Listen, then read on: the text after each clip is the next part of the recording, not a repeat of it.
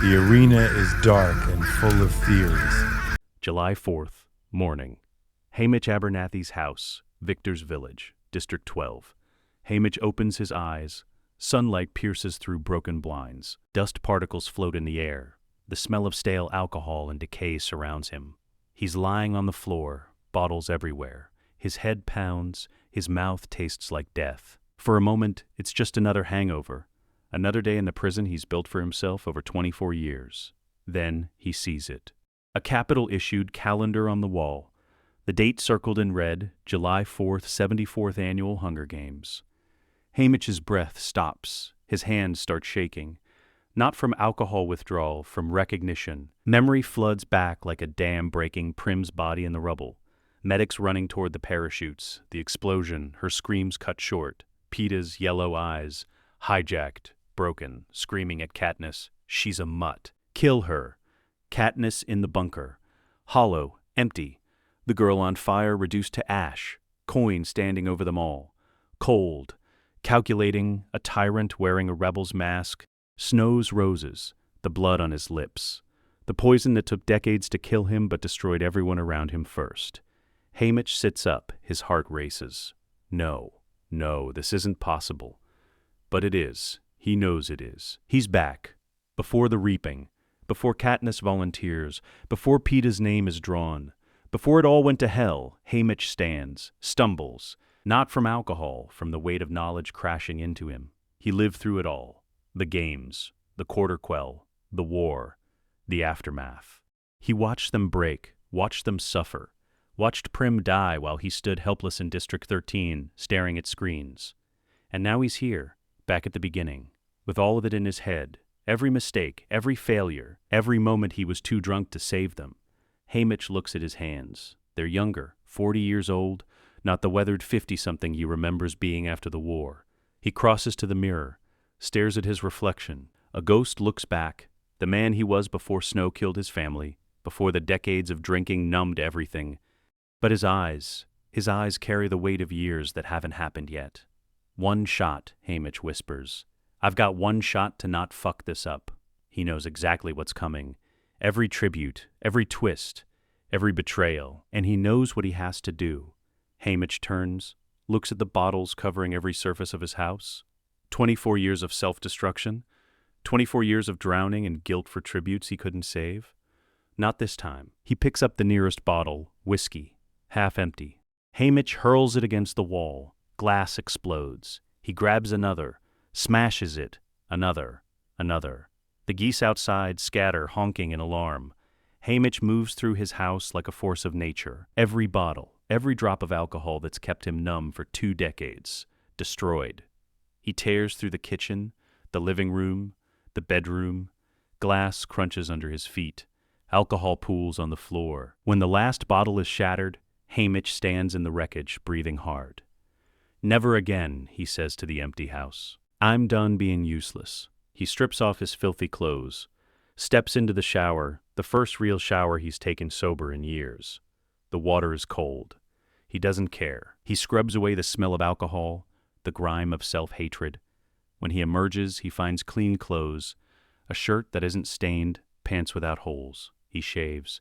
The razor scrapes away weeks of stubble. When he looks in the mirror again, he barely recognizes himself. The drunk is gone. In his place, a man with purpose. Haymitch walks to his closet, pulls out the formal clothes he wore the day he won the 50th Games. They still fit. He dresses carefully, methodically.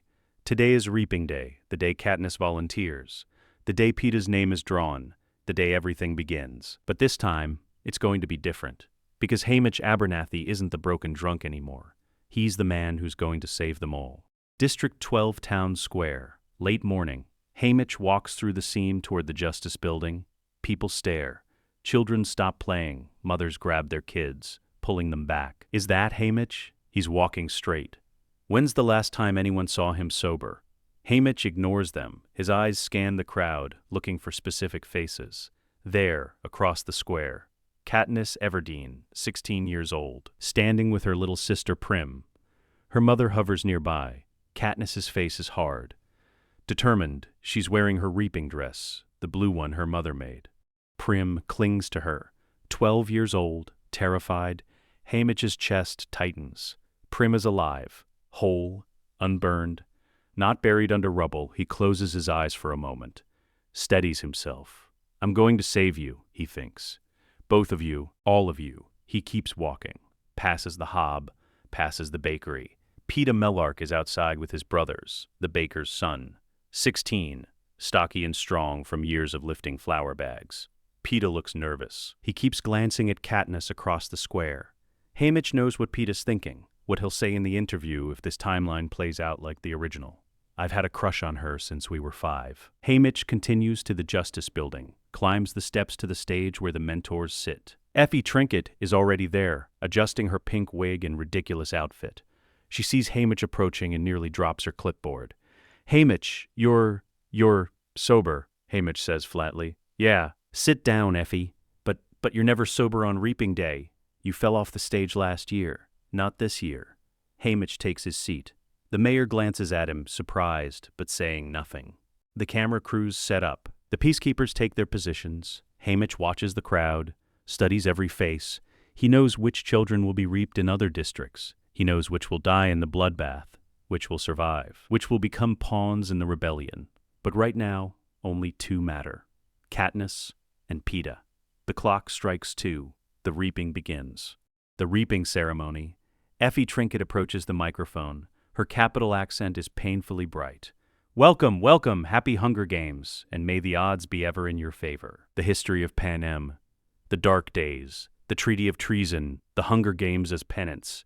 Haymitch has seen this video 74 times. He mouths the words silently. The video ends.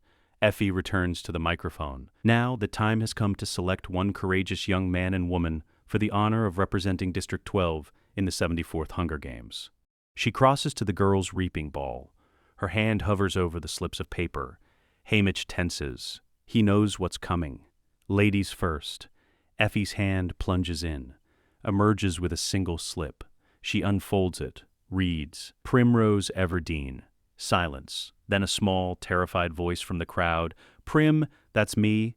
Haymitch sees her. Tiny, 12 years old, blonde hair and 2 braids, walking toward the stage like she's in a nightmare. He's already standing. Before Katniss moves, before anyone processes what's happening, because he knows what comes next. I volunteer. Katniss's voice rips through the square. I volunteer as tribute, Prim screams. No, Katniss. No. Peacekeepers hold Prim back. Katniss pushes through the crowd toward the stage. Haymitch watches her, 16 years old, angry, fierce, terrified under the bravado. She's so young, younger than he remembers. In the original timeline, he watched her walk to this stage and thought, another dead kid, another name I'll forget when I'm drunk enough. Not this time. Katniss takes the stage. Effie is flustered. Lovely, but I believe there's a small matter of introducing the reaping winner and then asking for volunteers. Doesn't matter, Katniss says. Let's get on with it. Effie recovers. What's your name? Katniss Everdeen. I bet my buttons that was your sister. Don't want her to steal all the glory, do we? Come on, everybody. Let's give a big round of applause to our newest tribute. Silence. The District 12 tradition. No one applauds. Instead, the crowd raises 3 fingers to their lips, kisses them, extends them toward Katniss. The salute, the goodbye, the symbol of respect for the doomed. Haymitch remembers this moment. In the original timeline, he was too drunk to process it. Now he sees it clearly. The solidarity, the love, the sacrifice. He commits it to memory, because he's going to make sure this sacrifice means something. Effie, uncomfortable with the silence, moves to the boys' reaping ball. Now for the boys. Haymitch already knows the name. Peeta Mellark. He's terrified. Haymitch can see it in every step. Peeta takes his place beside Katniss. They don't look at each other. Effie beams. Here we are. Our tributes from District 12. Shake hands, you two. Their hands grip briefly, then release. Haymitch studies them from his seat. Katniss, survivor, hunter, angry at the world, volunteers to save her sister, will do anything to get home. Peeta, strong, kind, hopelessly in love with Katniss since childhood, will do anything to save her, even if it means dying himself. In the original timeline, Haymitch let their dynamic play out naturally. The star-crossed lovers, the romance that captivated the capital. It almost got them both killed. This time, he's not leaving anything to chance. The anthem plays, the ceremony concludes. Katniss and Peeta are escorted into the Justice Building for goodbyes. Haymitch stands, walks off the stage. Effie follows him. Haymitch, we need to discuss. Not now, but you're their mentor, you need to. Haymitch stops, turns, looks at Effie with an intensity that makes her step back. I know exactly what I need to do. Stay out of my way. He walks away, leaving Effie standing shocked on the steps. Haymitch has 3 hours before the train leaves. 3 hours to prepare for the most important job of his life. He's going to save them, both of them, and anyone who gets in his way is going to regret it. The tribute train, evening, en route to the capital. Katniss and Peeta board the tribute train expecting the drunk. The Haymitch Abernathy who falls off stages, who passes out in his own vomit, who provides no guidance because he can't stay sober long enough to care. Instead, they find a stranger. Haymitch stands in the dining car, arms crossed, wearing clean clothes. His eyes are clear, sharp, focused. No bottle in his hand, no smell of alcohol, just a man who looks like he's been waiting for them. Peeta stops in the doorway. Haymitch, sit down, both of you. It's not a request, it's an order. The authority in his voice is so alien that both tributes obey immediately. They sit at the polished table. Haymitch remains standing. Effie enters behind them, still flustered from the reaping. Haymitch, I really must insist that we discuss. Effie, leave. Alone. Go powder your nose or whatever it is you do. Effie's mouth opens and closes like a fish. Finally, she huffs and leaves, slamming the door. Haymitch turns to Katniss and Peeta. Studies them. Katniss is coiled tight. Defensive. Ready to fight. She's watching him like he's a predator. Peeta is nervous but trying to appear calm. The baker's son who's learned to read people to survive the merchant district dynamics. Haymitch pulls out a chair. Sits. Leans forward. You're going into an arena where 22 other kids are going to try to kill you. I've got one job. Make sure you're not 2 of the 23 who die. Yeah, notice that, did you? Why? Haymitch's jaw tightens. Because I'm tired of watching kids die. And you two remind me of people I failed a long time ago. So I'm not failing again. Peeta, what do you mean, people you failed? Doesn't matter. What matters is this. Everything from now until one of you dies, or both of you win, is about making people love you or fear you. The arena is fake. The interviews are real. Your whole life from this moment forward is performance. Katniss bristles. I'm not performing for anyone. Yes, you are. You performed when you volunteered for your sister. That was a performance that saved her life and put a target on yours. That wasn't. Every choice you make in front of a camera is performance, and if you don't learn that fast, you're dead. Haymitch stands, paces. He's used this time on the train 1,000 times in his memories to figure out what he should have said in the original timeline.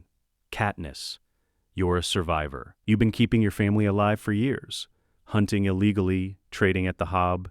You're competent, angry, and dangerous. The Capitol will eat that up if we package it right.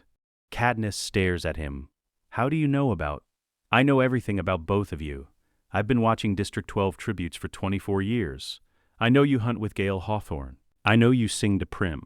I know your father died in the mine explosion when you were 11 and your mother checked out for 6 months. You have no right. I have every right. I'm the only thing standing between you and death, so shut up and listen. Haymitch turns to Peeta. Peeta, you're strong. You've been hauling flour bags since you were a kid. But that's not your real asset. Your real asset is that you can read people. You survived growing up with a mother who beat you and brothers who resented you by learning to say the right thing at the right time. You're a manipulator. You don't know it yet, but you can make people believe anything if you say it right. Peeta's face flushes. I'm not a manipulator. Looks between them. Here's what's going to happen. Tomorrow we arrive in the capital. You'll have 3 days of training, then private sessions with the game makers, then interviews, then the arena. Katniss, we know the schedule. You know the basics. I know how to win. Peeta leans forward. How? Not star-crossed lovers, not tragic children, not desperate kids from a dying district. In the original timeline, Peeta confessed his love for Katniss during the interview. It created the star-crossed lovers angle that Haymitch ran with. It was brilliant. It saved them both. But it also made Katniss into a symbol. A symbol Snow had to destroy, not this time. No love story, Haymitch says flatly. Peeta blinks. What? I know what you were going to do. I know you've had a crush on Katniss since you were 5 years old. I know you were planning to confess it during the interview because you figured if you were dying anyway, you might as well tell the truth. Peeta's mouth falls open. How did you? I know everything, and I'm telling you right now, no love confession, no star-crossed lovers. The Capitol wants Romeo and Juliet? Screw that. Katniss, what's Romeo and Juliet? Doesn't matter. Point is, we're not playing that angle. Peeta, then what angle are we playing? Haymitch leans back, crosses his arms. District 12's dark horses. Tributes so dangerous the Capitol underestimated them. He points to Katniss. You're not a girl playing dress-up. You're a predator they dressed in silk. Cold, lethal, mysterious. The huntress from the seam who doesn't need anyone's help to survive. He points to Peeta. You're not the baker's son who loves the pretty girl. You're the strategist who's been surviving the merchant district by reading people your whole life. You're calculating, smart, dangerous in ways people don't expect. Katniss and Peeta exchange glances. Katniss, that's not going to get us sponsors. People want romance and tragedy. People want entertainment, and I'm going to give them something better than romance. I'm going to give them tributes they're scared to bet against. Peeta, but if we're not playing the love angle, how do we differentiate ourselves from the career tributes? They're already intimidating because they're trained killers. You're going to be intimidating because you're smarter than them. The careers rely on brute force. You two are going to rely on strategy, survival skills, and making the Capitol think you're more dangerous than you look. Haymitch stands again, paces to the window. The train speeds through the darkness toward the Capitol. Here's what's going to happen. Training starts tomorrow. Katniss, you're going to show off your skills. Archery, knot tying, plant identification. Make them see you're not some girl who got lucky. Make them see you're competent. Katniss nods slowly. Peeta, you're going to train combat, wrestling, camouflage, strength. Make them see you're not just the baker's son. Make them see you're a threat. Peeta, I don't know how to fight. You will. I'm going to teach you. In 3 days, I've trained tributes for 24 years. I know what works. Trust me. Silence settles over the dining car. Katniss studies Haymitch with narrowed eyes. Why are you doing this? Really? You've been a useless drunk for 2 decades. Why suddenly care now? Haymitch meets her gaze. The truth burns in his throat. Because I watched you break. Because Peeta was hijacked and tried to kill you. Because Prim died in front of my eyes on a screen while I stood helpless. Because Coin manipulated us all and I was too broken to stop her. But he can't say that. Because I'm tired, Haymitch says quietly. Tired of watching kids die. Tired of being useless. Tired of drinking myself numb so I don't have to remember their faces. You two walked onto that stage today and I realized I can save you. Or I can watch you die like all the others, and I'm choosing to save you. It's not the whole truth, but it's enough truth that they believe it. Peeta's expression softens. Thank you. Haymitch, don't thank me yet. I'm going to work you harder than you've ever been worked. I'm going to push you past what you think you can handle. And if you don't do exactly what I say, when I say it, I will let you die. Understood? Both tributes nod. Good. Now eat. You need protein. Tomorrow morning we arrive in the Capitol and training begins. Effie returns with Avoxes carrying trays of food. The table fills with dishes neither Katniss nor Peeta have ever seen before. They eat in silence. Haymitch watches them. In the original timeline, he got drunk on this train ride. Passed out, Katniss and Peeta had to figure things out themselves. This time, he's clear-headed, focused. Every word he said has been calculated. No love story, no symbolic defiance. Just 2 dangerous tributes who are going to win without humiliating President Snow. Because if Snow isn't humiliated, he won't retaliate. He won't target District 12. He won't force the Quarter Quell to specifically target Katniss. And if the Quarter Quell doesn't happen the way it did, Peeta won't be captured, won't be hijacked, won't be broken. Haymitch is rewriting the timeline one conversation at a time. After dinner, Katniss and Peeta are shown to their compartments. Haymitch stands alone in the dining car, staring out the window at the darkness rushing past. He pulls a small flask from his pocket, force of habit. Then he remembers he smashed every bottle this morning. The flask is empty. Haymitch closes his eyes. The craving hits hard. His hands shake. 24 years of drowning pain in alcohol. 24 years of numbing the guilt. And now he's sober, clear-headed, feeling everything. It's torture, but it's necessary. I can do this, Haymitch whispers to his reflection in the window. I can stay sober. I can save them. He thinks of Prim's face. 12 years old, alive. He thinks of Peeta. Unbroken. No hijacking. No yellow eyes. He thinks of Katniss, young, not yet destroyed by war and propaganda. I can save them, Haymitch repeats. I have to. He turns away from the window, walks to his compartment. Tomorrow, the real work begins. The Capitol.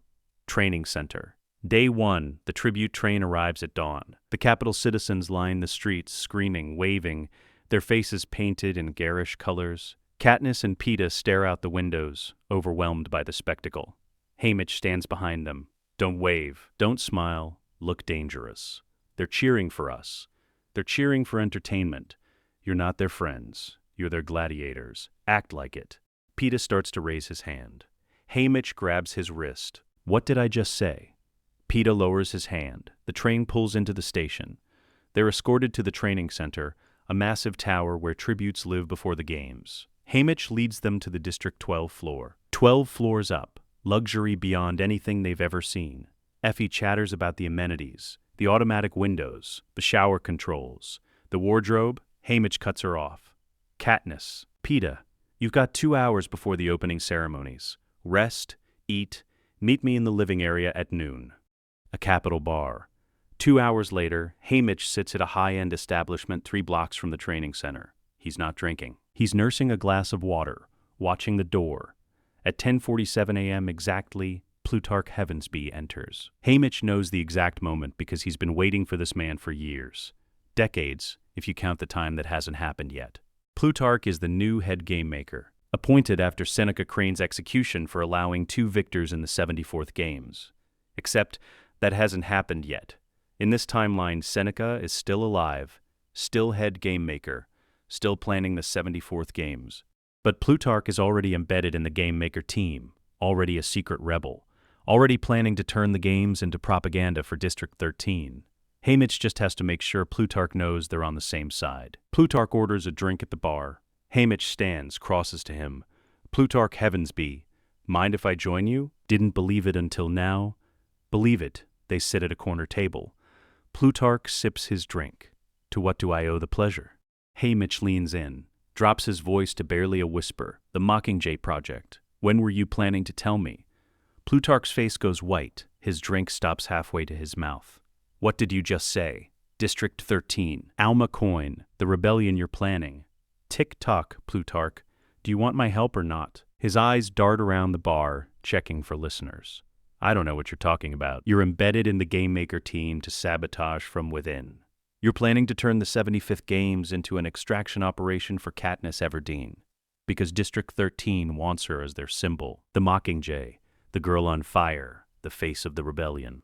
Plutarch's hands shake. How do you know this? Doesn't matter. What matters is I know, and I'm telling you right now, if Katniss pulls that suicide berry stunt at the end of these games, Snow will burn District 12. I lose everyone I care about. Every person I've spent 24 years trying to protect dies. I don't control what the tributes do in the arena, but you control the game makers. And I'm asking you, no. I'm telling you, help me make sure both my tributes come home. Clean victory. No symbolic defiance, no humiliation of Snow. Plutarch leans back, studies Haymitch with the intensity of a man trying to solve an impossible puzzle. You're not supposed to know about District 13. No one outside the inner circle knows. So either you're the best guesser in Panem, or something very strange is happening. And you can either help me, or you can watch your rebellion die before it starts. That's a bold threat. It's not a threat. It's a prediction. You want Katniss as your Mockingjay? I'll give her to you. But she wins clean this year. No berries, no defiance. She comes home intact, not traumatized, and not a target for Snow's retaliation. Plutarch swirls his drink. And how exactly do you plan to ensure a clean victory? The games are designed for spectacle. Seneca wants drama. I know what Seneca wants. I'm going to give it to him. A love story? No. An underdog victory? Yes. District 12 tributes dominating through strategy and skill. Absolutely capital audiences glued to their screens. Guaranteed. You're very confident. I'm very informed. Trust me or don't. But I'm offering you an alliance. You want Katniss alive for the rebellion. I want her alive because she's my tribute. We have the same goal. Finally, what do you want from me? Access. I want to know every twist you're planning, every game maker move, every environmental hazard. And when the time comes, you're going to help me make sure both my tributes survive. You're asking me to sabotage my own games. I'm asking you to invest in the future. Your rebellion needs Katniss, but it also needs her to trust the rebels. If she wins clean, goes home, and isn't immediately targeted by Snow, she'll be receptive when you approach her. If she's traumatized and hunted, she'll be broken. Which do you want? I'll help, but Haymitch, if you're lying, if this is some loyalty test from Snow, I'll make sure you die screaming. Haymitch stands. Pleasure doing business with you. He walks out of the bar, leaving Plutarch sitting alone, stunned. Phase 1 complete. Alliance with the rebellion secured. Training Center. Day 2. The training floor. 24 tributes stand in a massive gymnasium. Weapons, survival stations, obstacle courses. The head trainer explains the rules. 3 days of training. Explore stations, learn skills, stay alive. The career tributes immediately cluster together. Districts 1, 2, and 4. Cato, Clove, Marvel, Glimmer. They're older, stronger, trained since childhood to kill. They eye the other tributes like predators sizing up prey. Katniss and Peeta stand apart. Haymitch's instructions from this morning echo in their minds. Don't train together. Don't show your skills to the careers. Katniss, you show them archery knots, plants. Make them underestimate your combat ability. Peeta, you show them strength and camouflage. Make them think you're useful but not threatening. And whatever you do, don't look like a team. If the careers think you're allied, they'll target you both immediately. Katniss moves to the archery station. The instructor hands her a bow. It's heavier than her father's bow, but manageable. She nocks an arrow, draws, releases. Bullseye. Again. Bullseye. 6 shots. 6 perfect bullseyes. The entire training floor goes quiet. Even the careers stop to watch. Katniss lowers the bow, makes eye contact with Cato, doesn't blink. Cato smirks, whispers something to Clove. They laugh. Katniss doesn't react. She moves to the plant identification station. Across the gym, Peeta is at the camouflage station. He's painting his arm to match a patch of bark. The instructor is impressed. You have a gift for this. Peeta shrugs. I decorate cakes. Same principle. He finishes. His arm is invisible against the bark. Glimmer walks past, barely notices him. Perfect. Over 3 days, the tributes train. Haymitch watches from the mentor observation room, taking notes. He knows every tribute's strengths, every weakness, every psychological trigger. He's watched these games before, knows who dies in the bloodbath, who survives the first week, who makes it to the final showdown, and he's planning every move to ensure Katniss and Peeta dominate. Day 3. Private training sessions. Each tribute gets 15 minutes alone with the game makers to demonstrate their skills. This is where training scores are assigned. 1, 1, 2. The scores determine sponsor interest. In the original timeline, Katniss shot an arrow at the game maker's roast pig to get their attention. Scored an 11. Peeta demonstrated camouflage and strength. Scored an 8. This time, Haymitch has coached them differently. Katniss enters the training room. The game makers sit at a banquet table, drinking wine, half paying attention. Seneca Crane, head game maker, looks up. Proceed. Katniss doesn't speak. She walks to the archery station, sets up 6 targets at increasing distances. Then she moves to the far end of the room, maximum distance. She draws and fires. 6 arrows in 10 seconds, 6 bullseyes. The game makers stop eating. Next, she moves to the survival station, builds a fire in 30 seconds using friction, identifies poisonous plants, ties a complex snare trap. She demonstrates competence in every survival skill. Then she walks to the knife-throwing station. In the original timeline, Katniss never showed combat skills beyond archery. She wanted to seem harmless. But Haymitch changed her strategy. Don't be harmless. Be lethal. Make them respect you. Katniss throws 3 knives. All hit center mass on the dummies. She turns to the game makers. That's all. District 12 finally sent someone interesting. They score her 11. Peeta enters next. He demonstrates camouflage, disappears against 3 different backgrounds. Then he moves to the strength station. Lifts weights the career struggled with, but Haymitch coached him on one more thing: endurance. Peeta runs an obstacle course designed to exhaust tributes, completes it without stopping, then completes it again. The game makers are surprised. This isn't the soft baker's son they expected. Score 9. That evening, District 12 floor. Haymitch watches the scores broadcast on TV. Katniss 11, Peeta 9. The capital betting markets shift immediately. District 12's odds improve from 20 to 1 to 8-1. Cato scored 10. Clove 10. The careers are still favorites, but Katniss and Peeta are now on the radar. Effie is thrilled. "Oh, this is wonderful." 11. Haymitch, you've done it. Haymitch says nothing. He's calculating. In the original timeline, Katniss's 11 made her a threat. The careers targeted her immediately, but this time he's planning to use that threat differently. Day 4. Interview prep. Caesar Flickerman's interviews are tomorrow night. This is the final chance to sway sponsors before the games begin. Haymitch drills Katniss and Peeta separately. Katniss, not the fire dress. I already talked to Cinna. You're not the girl on fire, you're the huntress. Cinna, Katniss's stylist, protests.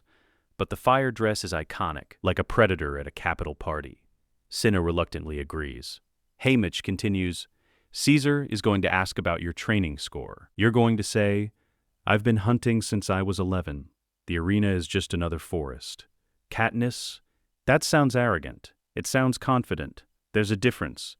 The Capitol doesn't sponsor victims. They sponsor victors. What if he asks about Prim, about volunteering? You say, she's my sister. I'd do anything for her, wouldn't you? Make it relatable, but don't cry. Don't show weakness. Peeta, Caesar is going to try to make you the lovable underdog, the baker's boy with a heart of gold. You're going to shut that down. Peeta, how? When he asks about your family, you say, I've been training my whole life, not in an academy, but every day I carried flour bags, I got stronger. Every day I worked the ovens, I learned patience. District 12 tributes aren't weak. We're survivors.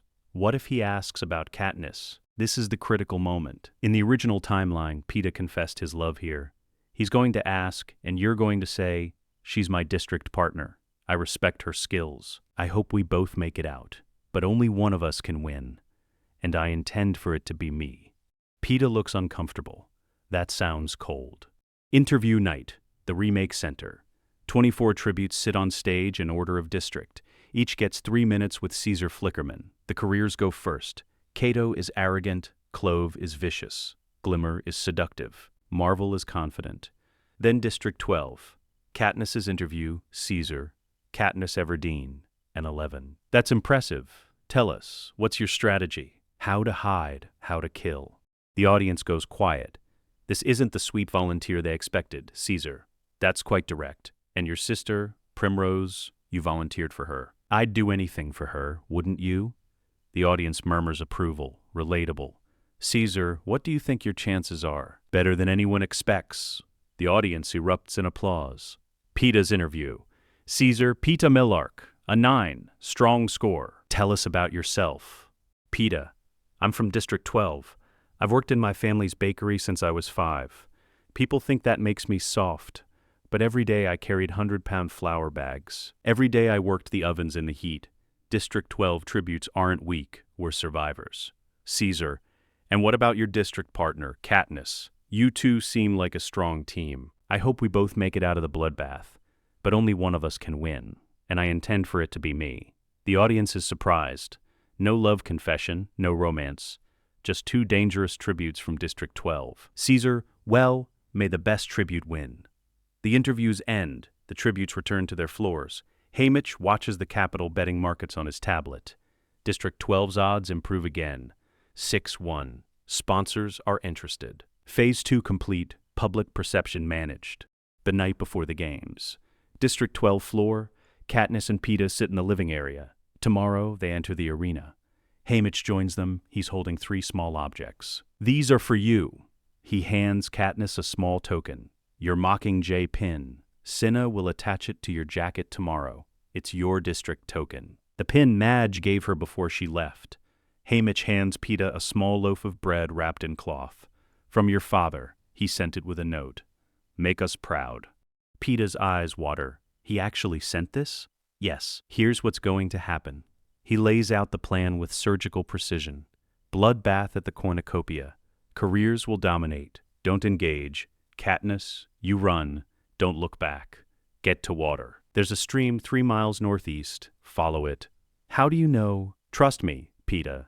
You're going to do something that sounds insane. You're joining the careers. Peeta, what?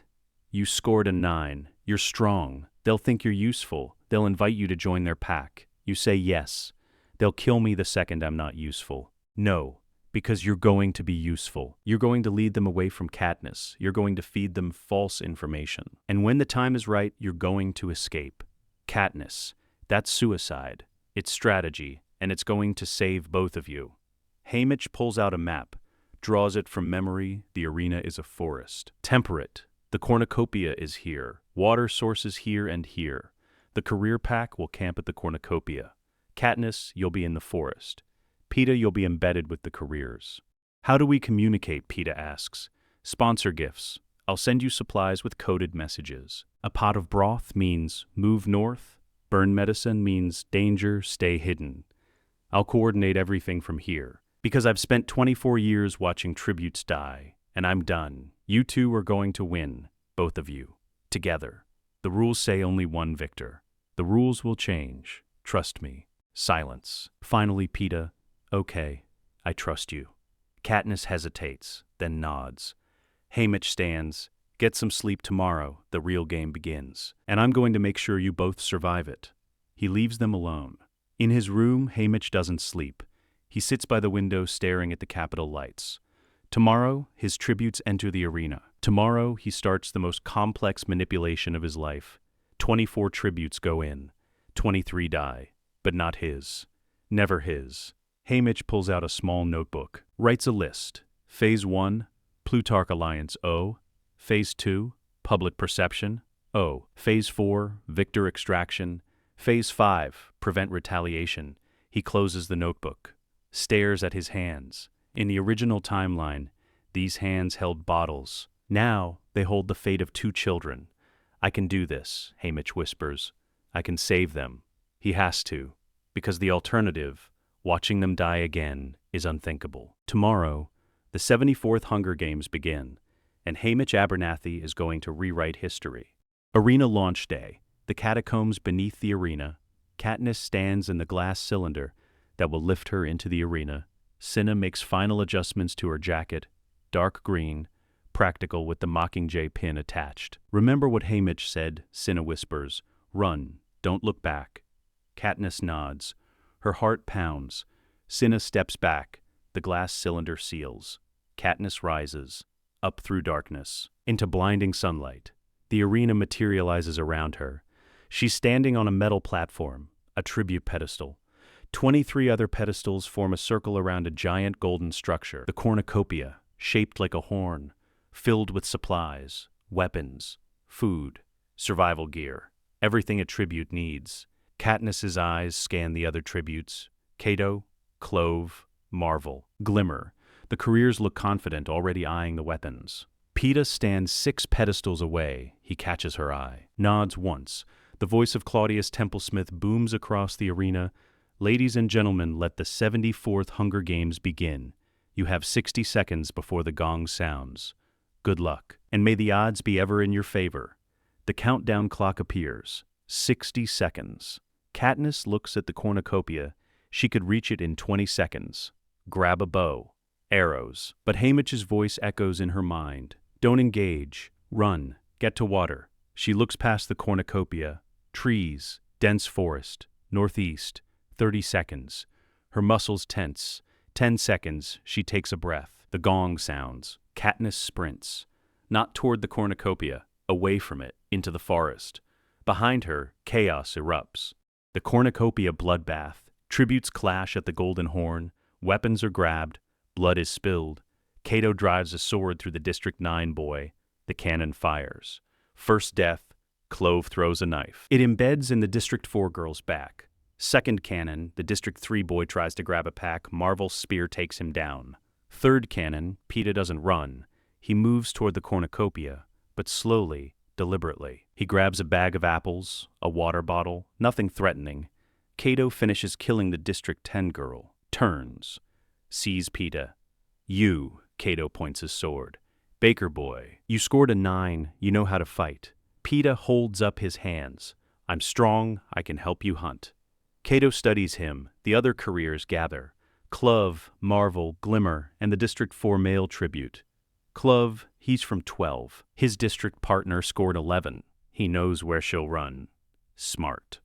You're with us, but if you betray us, I'll gut you myself. Peeta nods. Understood. The career pack is formed, 5 trained killers and 1 infiltrator. 6 more cannons fire as the bloodbath continues. Weaker tributes fall. When the chaos settles, 11 tributes are dead. 13 remain. The forest. 3 miles northeast, Katniss runs until her lungs burn. She doesn't stop until she finds water, a clear stream exactly where Haymitch said it would be. She collapses beside it, drinks, catches her breath. She's alive. She survived the bloodbath. Now comes the hard part, surviving the next 3 weeks. Katniss climbs a tree, secures herself with her belt, watches the sky. At sunset, the faces of the dead appear projected on the clouds. 11 faces. She memorizes them. 11 cannons. 13 left. The career pack will hunt tomorrow. She needs to stay hidden. She closes her eyes, tries to sleep. The Mentor Control Room, Capital Training Center. Haymitch stands in a room filled with screens. Each shows a different angle of the arena. 24 mentors are here, each watching their tributes. Most already know their kids are dead. Haymitch watches 2 screens, one tracking Katniss in her tree, one tracking Peeta with the career pack at the cornucopia. Plutarch Heavensby enters. Officially, he's observing. Unofficially, he's checking on Haymitch. Your tributes survived, Plutarch says quietly. They did. The boy joined the careers. Risky. Calculated. Plutarch lowers his voice. What do you need from me? 3 things. First, I need to know the location of the tracker-jacker nest. Their venom causes hallucinations, madness, death.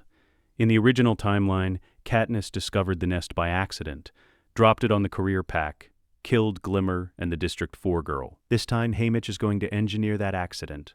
Plutarch pulls out a tablet, shows Haymitch the arena map, here, 2 miles west of the cornucopia, in an oak tree.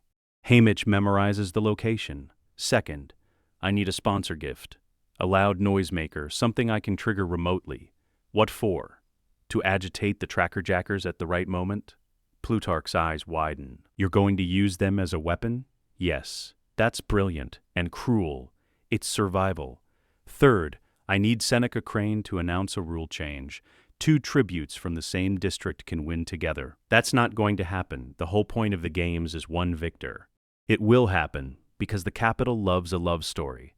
And when the time is right, I'm going to give Seneca the perfect setup. 2 kids from District 12, dominating the arena together. Star-crossed lovers fighting side by side. The ratings will be through the roof. You said no love story, I said no love story during the interviews. But once they're in the arena, once the audiences are invested, I'm going to make Seneca beg me to let them win together. Plutarch studies Haymitch with a mix of respect and fear. You're terrifying. I'm effective. Are you going to help or not? I'll help. But Haymitch, this is dangerous. If Snow realizes you're manipulating the games, Snow won't realize.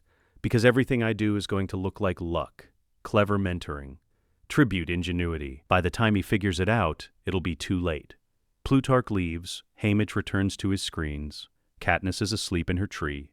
Peeta is sitting with the careers, pretending to fit in. Haymitch pulls up the sponsor donation interface. He's already received pledges. The interviews worked. District 12 has money. He drafts his first message. A sponsor gift for Katniss. Item, burn medicine. Delivery, tomorrow morning. Hidden message inside the wrapping. Cave system 3 miles northwest has water and shelter. Career pack hunting south. Stay hidden. The gift will be delivered at dawn. Phase 3 has begun. Arena, Day 2. Morning, Katniss wakes to a silver parachute descending through the trees. She catches it. Inside, burn medicine, and a note written in tiny letters on the inside of the packaging. She reads it, memorizes the message, burns the note. Cave system, northwest. Careers hunting south. Haymitch is coordinating everything. Katniss packs her supplies, climbs down from the tree, heads northwest. She finds the caves 3 hours later, perfect shelter, hidden, defensible. She settles in, waits. The career pack. Same morning. The careers are hunting. They've spent the morning tracking, looking for tributes to kill. Cato is getting impatient. We should have found someone by now. Peeta, walking with them, suggests maybe they're hiding near water. Everyone needs water. The stream is northeast, where Katniss was yesterday. But she's already moved. He's leading them away from her. Cato, fine. We check the stream. If we don't find anyone by tonight, we split up. Cover more ground. Marvel, splitting up is suicide. We stay together. Glimmer, Marvel's right. Our strength is numbers. They continue south, away from Katniss. Peeta has bought her time. Mentor control room. That afternoon, Haymitch watches the career pack's movement on the screens. They're heading south. Perfect. Now for phase 2 of the manipulation. He sends Peeta a sponsor gift. Item, protein bar with Capital District seal. Packaging, the wrapper has a map printed on the inside in barely visible ink. Map contents, Tracker Jacker nest location marked with an X. The gift descends into the arena, lands near the career camp. Peeta retrieves it, opens it carefully, sees the map. His eyes widen. He understands. Haymitch is giving him intel and a weapon. Arena, day 3. Evening, the career pack makes camp near the western forest. They're frustrated.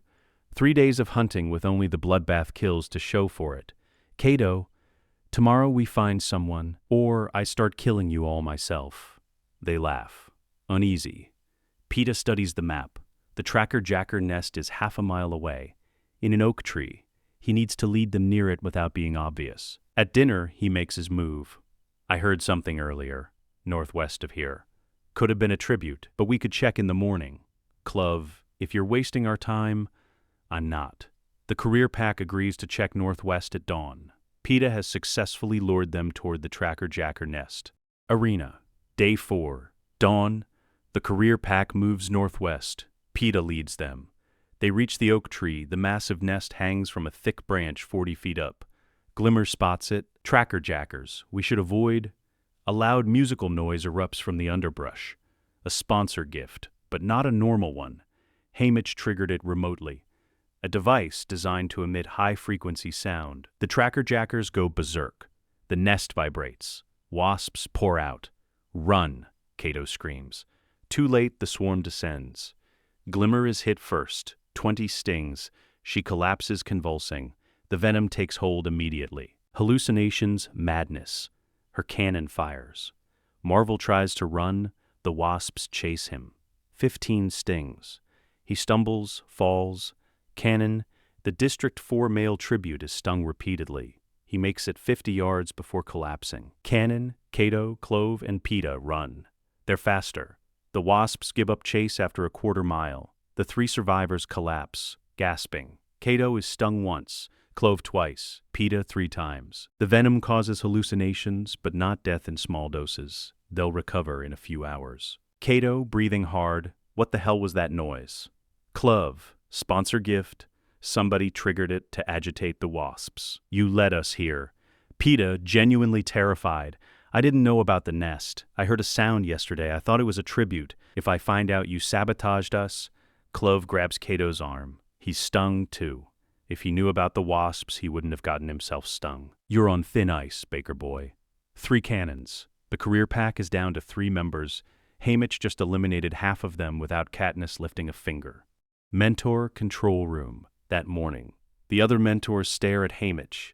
Did you just weaponize Tracker Jackers? Asks the District 7 mentor. Haymitch shrugs. Loud noise. Unfortunate timing. Bad luck for the careers. No one believes it's luck, but they can't prove otherwise. Plutarch catches Haymitch's eye, nods slightly, impressed and horrified. Haymitch returns to his screens. 10 tributes left. Katniss is safe in her cave. Peeta is embedded with what's left of the careers. Time for phase 3, reuniting them. Arena, day 5. Cato is paranoid now. The tracker-jacker incident shook him.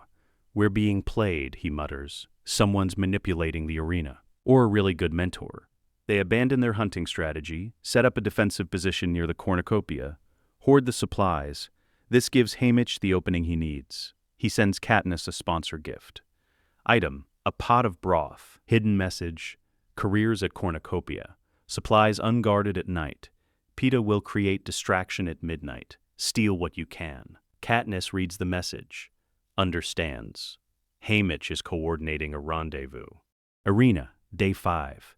Midnight, Peeta waits until Cato and Clove are asleep, then he accidentally knocks over a weapons rack. The clatter wakes them. Cato, what the hell? Thought I heard something. Cato and Clove move to investigate. Their backs are to the supply pile. Katniss emerges from the darkness, silent, fast. She grabs a backpack, medicine, food, a sleeping bag. She makes eye contact with Peeta for a split second. He gives the smallest nod. Then she's gone, back into the forest. Cato and Clove return. Find nothing. Blame Peeta for being jumpy. But Katniss now has supplies, and she knows Peeta is helping her. Mentor Control Room, Day 6. Haymitch watches the tribute count. 8 left.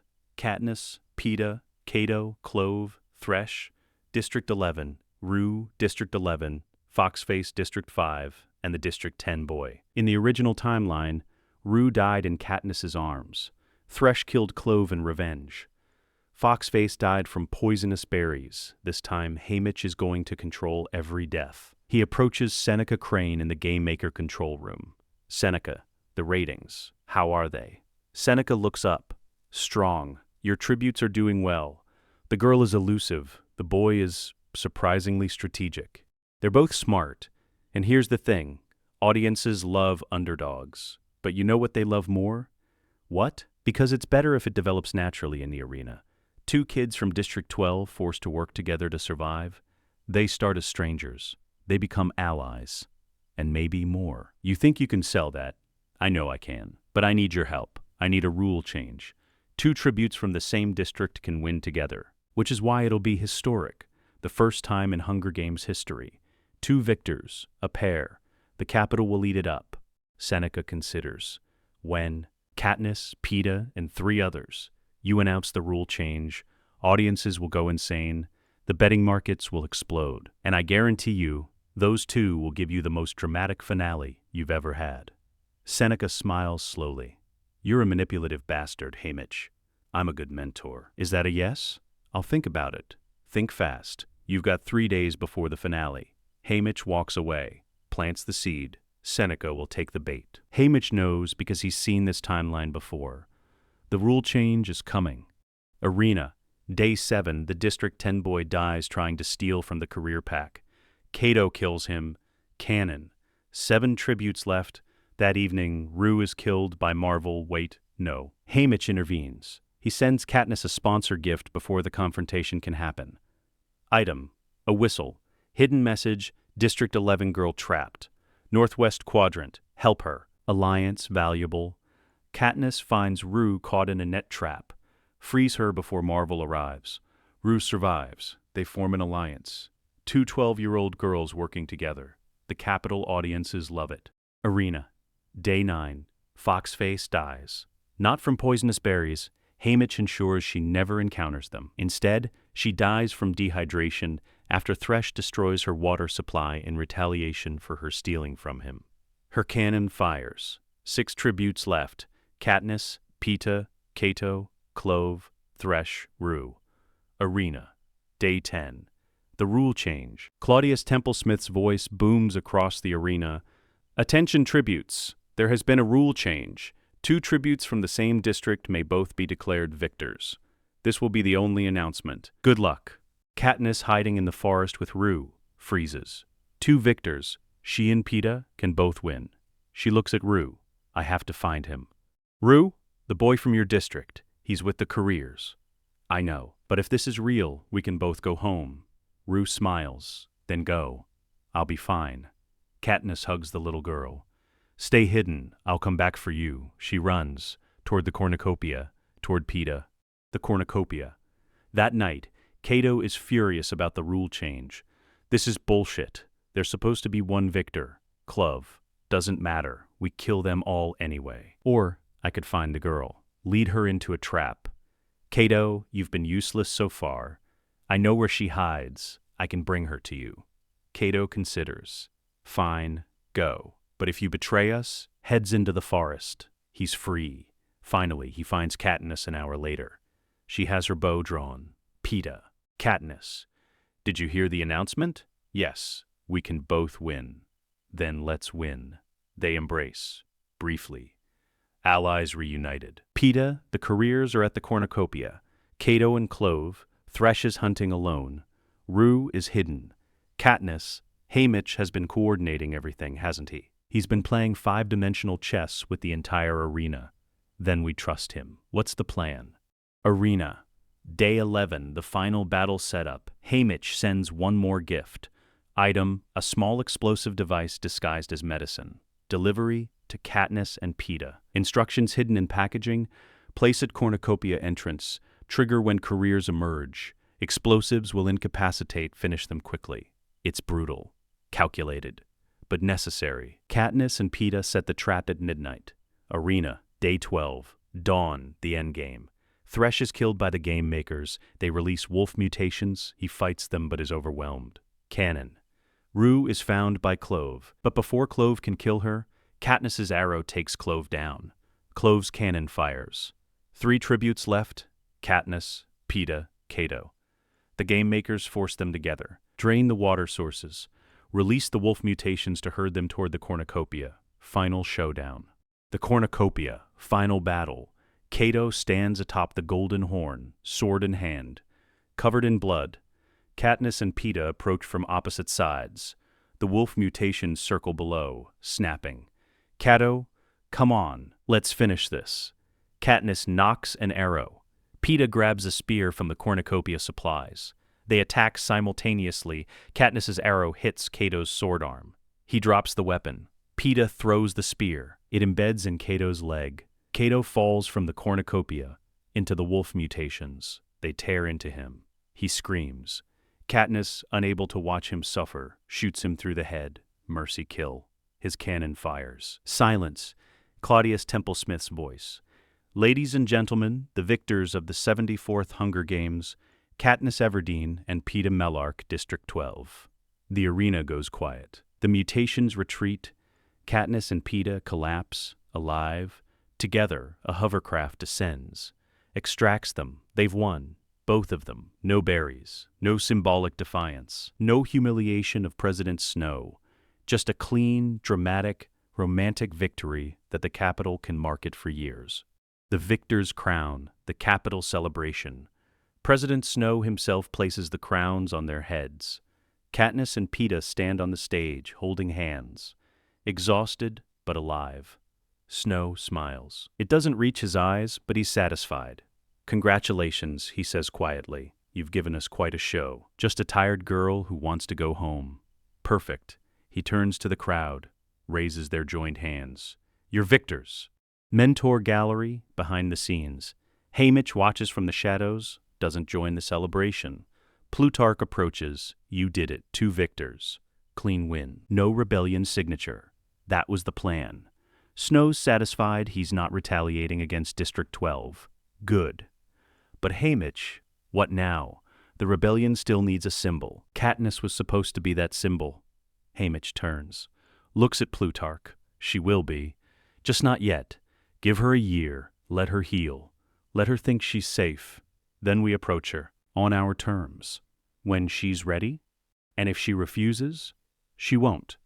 Because when the time comes, I'll make sure she understands what's at stake.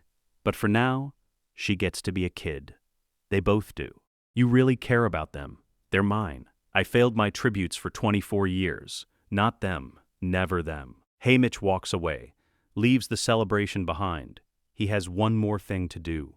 District 12, Victor's Village. 2 weeks after the games, Katniss and Peeta return home to a hero's welcome. District 12 celebrates, the first victors since Haymitch. Both alive. They're given houses in the victor's village. Wealth, security.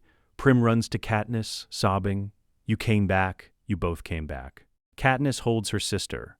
I promised. His brothers, even his mother manages a stiff nod of approval. They're home, safe, whole. But Haymitch knows this peace is temporary, because the quarter quell is coming. In 1 year, the 75th Hunger Games. And in the original timeline, the quell was designed specifically to target victors. Victors will be reaped. Haymitch has 1 year to prevent that, or, if he can't prevent it, to ensure it plays out on his terms. He begins Phase 4, Network Assembly. The Victory Tour. 3 months later, every victor must tour all 12 districts, culminating in the capital. A propaganda exercise, Katniss and Peeta board the train. Haymitch joins them, mentors accompany victors on the tour. Effie is thrilled. Oh, this will be wonderful. Every district will want to celebrate you. Katniss is exhausted. I just want to go home. Haymitch, I know, but we have to do this. And while we're doing it, I have some side meetings to arrange. Peeta, what kind of meetings? District 11, the Rue Memorial. The first stop is District 11, Rue's home. In the original timeline, Katniss gave a speech here that sparked an uprising. The crowd rioted. Snow ordered peacekeepers to kill citizens. Haymitch cannot let that happen. Before the ceremony, he pulls Katniss aside. When you're on that stage, you say thank you. You honor Rue. But you don't inspire. You don't ignite. You mourn. Quietly. Do you understand? People deserve to hear. If you give a revolutionary speech, Snow kills them. All of them. You want Rue's family to survive? You keep your head down. Katniss's jaw tightens, but she nods. On stage, she speaks, "Thank you for Rue. She saved my life. She was brave and kind. I'll never forget her." Short, simple. Heartfelt, but not incendiary. The crowd is moved, but they don't riot. Haymitch watches from the wings, exhales in relief. After the ceremony, he approaches 2 people in the crowd, Chaff and Cedar, District 11's living victors. "We need to talk," Haymitch says quietly. A private room, that evening. Chaff sits across from Haymitch. They've known each other for years, fellow victors, fellow drunks. Except Haymitch isn't drunk anymore. "What's going on with you?" Chaff asks. "You've been sober for months. That's not like you. I got tired of wasting my life, and I need your help." Cedar, District 11's female victor, joins them. "Help with what?" Haymitch leans forward. "The quarter quell is next year. I know what Snow's planning. Victors go back into the arena. Both of them go pale. Chaff, how do you know that? I just do. And when it happens, we need to be ready. I'm building a network. Victors who trust each other, who will work together when the time comes. Cedar, work together for what? Survival, rebellion, take your pick. Chaff laughs bitterly. Rebellion against Snow. That's suicide, maybe. But I'd rather die fighting than die in an arena for entertainment. Cedar, what do you need from us? I need you to be ready when the quell is announced. I need you to trust me. Follow my lead. And help coordinate District 11 when the time comes. Chaff, you're serious about this. Deadly serious. They exchange glances. Finally, Chaff extends his hand. I'm in. But Haymitch, if you get us killed, I'm haunting your ass. Haymitch shakes his hand. Fair. Cedar nods. District 11 will be ready. District 4. Finnick Odair. The victory tour continues. District 4, Haymitch knows Finnick Odair. Won his games at 14. Youngest victor ever. Now 24. Capital heartthrob. Snow's prostitute. In the original timeline, Finnick was one of Haymitch's allies in the Quarter Quell. Loyal. Brave. Broken by what Snow made him do. Haymitch finds Finnick at the District 4 celebration party. Finnick is his usual charming self. Smiling, flirting, playing the role. Haymitch pulls him aside. We need to talk. Privately. Finnick's smile doesn't waver. Haymitch Abernathy, I heard you sobered up. Miracles do happen. Cut the act. I know what Snow makes you do. Finnick's smile freezes. I don't know what you're talking about. Annie Cresta. District 4, the woman you love. Snow keeps her alive and sane as long as you prostitute yourself to capital elites. He's been pimping you out since you were 16. His face goes white. How do you know about Annie? I know everything. And I'm offering you a way out. There is no way out. If I refuse Snow, Annie dies. I know. But what if I told you I'm building something? A way to take Snow down. A way to free all of us. Finnick stares at him, desperate, hopeful, terrified. You're planning a rebellion. I'm planning survival, and I need soldiers, not capital pets. Are you in? Finnick is silent for a long moment. Then, what do you need from me? Be ready. When the quarter quell is announced, you'll be going back into the arena. But this time, it won't be a death match. It'll be an extraction. District 13 is going to pull us out. District 13 is a crater. District 13 is alive. Underground. And they're planning to overthrow Snow. I'm coordinating with them. When the time comes, we're getting you and Annie out. Both of you. Safe. Finnick's eyes fill with tears. You're serious. I'm serious. Are you in? Finnick nods. Yes. God, yes. I'll do anything. Good. Then when I give the signal, you follow my lead. Understood? District 7. Johanna Mason. District 7. Lumber District. Johanna Mason won her games by pretending to be weak, then killing everyone in the final days. Snow killed her family as punishment for her defiance. Now she's bitter, angry, nihilistic. Haymitch finds her at a bar. She's drinking, heavily. Johanna Mason, she looks up. Haymitch, the sober drunk, what do you want? I want to offer you revenge. Johanna laughs. Revenge? Against Snow? You're drunker than I thought. I'm the most sober I've been in 24 years. And I know things that haven't happened yet. Things that will happen unless we stop them. Like what? Haymitch leans in, whispers, next year's quarter quell, victors go back into the arena. That's not possible. They can't. They can. And they will. Unless we stop it. I'm building a network, victors who are ready to fight back. Are you in? Joanna stares at him. What's the point? Snow will kill us all. Maybe. Or maybe we kill him first. Joanna is silent. Then, I want him dead. I want him to suffer. Then help me. When the quell is announced, follow my lead. Trust me, and I promise you, Snow will pay. Johanna drains her drink, slams the glass down. Fine. I'm in, but Haymitch, if you're lying, if this is some loyalty test, I'll gut you myself. Fair. District 3, BT and Wyris. District 3, Technology District, BT and Wyris. Volts and nuts in the capital's cruel nicknames. Both geniuses, both victors. Haymitch approaches them with a different pitch. I need your skills. Technology, hacking, sabotage. BT adjusts his glasses. For what purpose? Overthrowing the capital. Tick-tock. Haymitch. Then we break the clock. Are you in? BT studies him. You're serious. Completely. What do you need? When the quarter quell comes, I'll need you to hack the arena.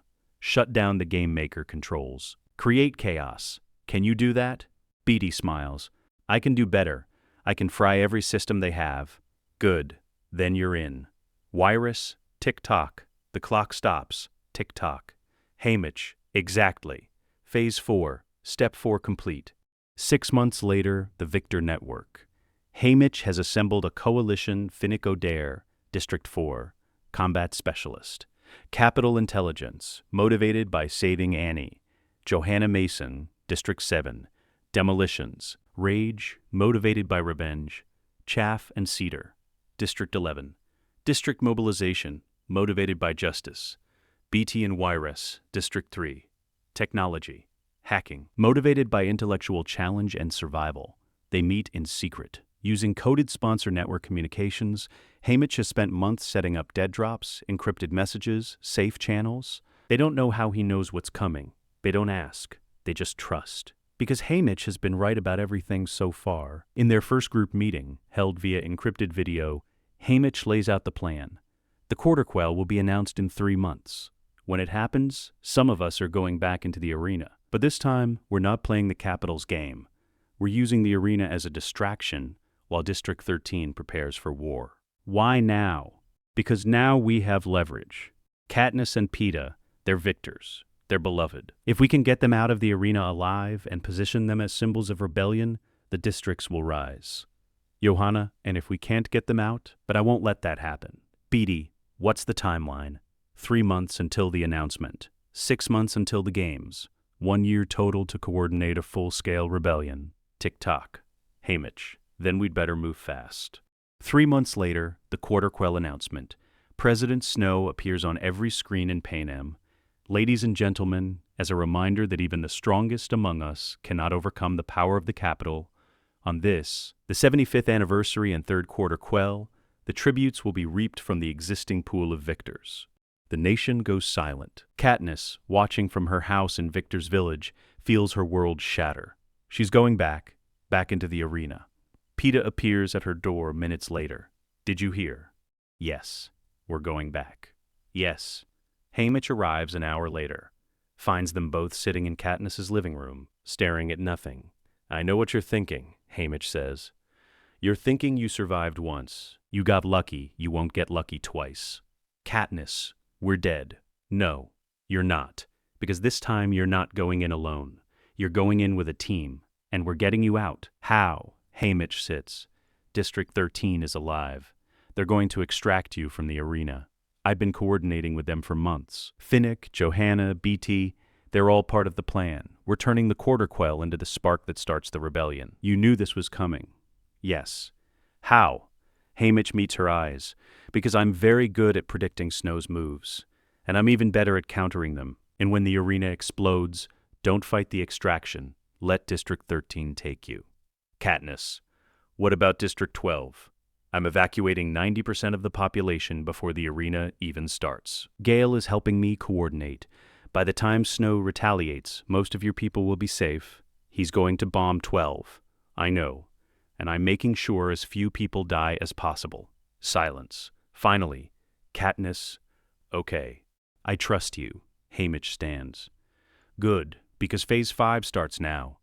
And it's going to get a lot worse before it gets better. District 13. Underground Command Center. 6 months before the Quarter Quell, Haymitch stands in a facility that officially doesn't exist. District 13 wasn't destroyed in the dark days. It went underground, literally. Miles of bunkers, military installations, survival infrastructure. And now, it's preparing for war. President Alma Coin sits across from Haymitch in a stark conference room. She's in her 50s, gray hair pulled back severely, cold eyes that calculate everything. Beside her, Commander Boggs, head of District 13's military, tactical, loyal, suspicious of outsiders, and Plutarch Heavensby, who arranged this meeting. Coin speaks first. Plutarch says you've organized the Victor Network. Impressive for a man who spent 2 decades drunk. Haymitch doesn't rise to the bait. I sobered up. Turns out I'm useful when I'm not drowning in whiskey. He also says you knew about District 13 before anyone told you. How? I'm very good at reading between the lines. Coin studies him. You want to move up our timeline. We've been planning this rebellion for years. You want to compress it into months. Why? Because Snow is planning the Quarter Quell specifically to eliminate the Victor Network. If we don't extract them from the arena, we lose our best assets. Finnick, Johanna, BT, Katniss, Peeta, all dead. We'd need hovercrafts, inside coordination with the game makers, precise timing. I've already coordinated with Plutarch. He's the head game maker next year. He controls the arena, and I've got BT ready to fry every system the capital has. We can do this. Coin leans back. And what do you want in return? Protection for District 12? When we extract the victors, Snow will retaliate. He'll bomb 12. I want evacuation support. Hovercrafts. Refuge here in 13. That's a significant resource commitment. It's also 8,000 potential recruits for your rebellion. District 12 citizens who have every reason to hate the capital. You want an army? I'm handing you one. Coin considers this.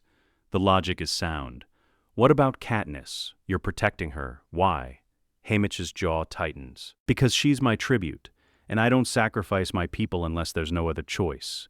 She needs to be the Mockingjay, the symbol of the rebellion that requires her to be willing. Is she? But she needs to trust us first, and she won't trust us if we sacrifice her people. Coin stands, paces. You're asking for a lot. I'm offering more. A coordinated rebellion, Victor assets, district mobilization, intelligence on Snow's weaknesses. All I'm asking is that you don't waste it. Coin stops. Looks at Boggs. Commander, if we can extract the victors, we gain significant propaganda value.